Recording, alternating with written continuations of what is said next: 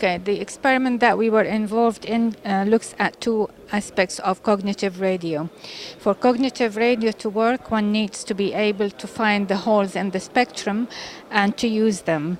And for that to happen, you need to be able to sense the spectrum. And the sensing capability depends on two factors. The device itself, so basically if you're trying to listen to something, it is the sensitivity of your ear to signals, and also the possibility of that signal being blocked by the environment. So there could be a barrier stopping you from hearing the transmitted signal. So for this we did two experiments, one to measure the sensitivity of devices, and for this we tested a number of devices. So we have had sort of medium cost devices and high-end cost devices and custom designed devices, and we tested their sensitivity to different types of signals. These signals are typical signals that are being used in various frequencies. For example, we tested the Wi-Fi signal and the Bluetooth signal.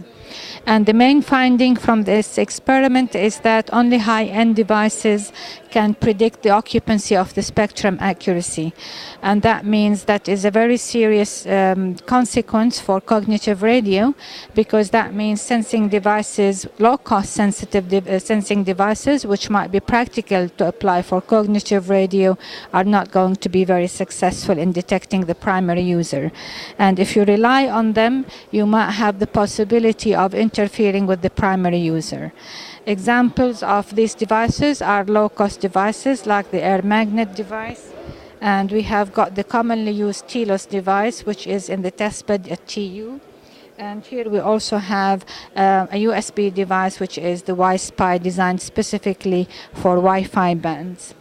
The second experiment is looking at the environment and the possibility of detecting signals in various test beds. So we tested 3 test beds using a high-end custom designed unit that we developed at Durham University especially for this experiment.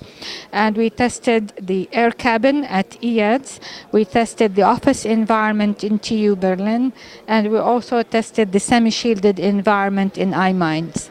And we found that there are different challenges in the different test beds. So in EADS and in TU, we found that as we put the antenna higher, there were more multiple paths, and there were an increase in the path loss, which means that there is a possibility of not detecting the primary user. Whereas in iMinds, because of the metallic structures in the environment, there were lots of reflections, which means that certain frequencies will not be detected accurately.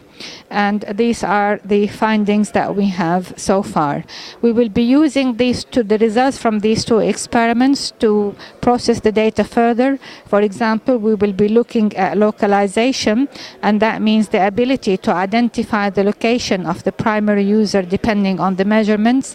And we are going to look at system sensitivity in terms of putting these findings from the system, the sensitivity test, with the environments and try to predict the performance of cognitive radio.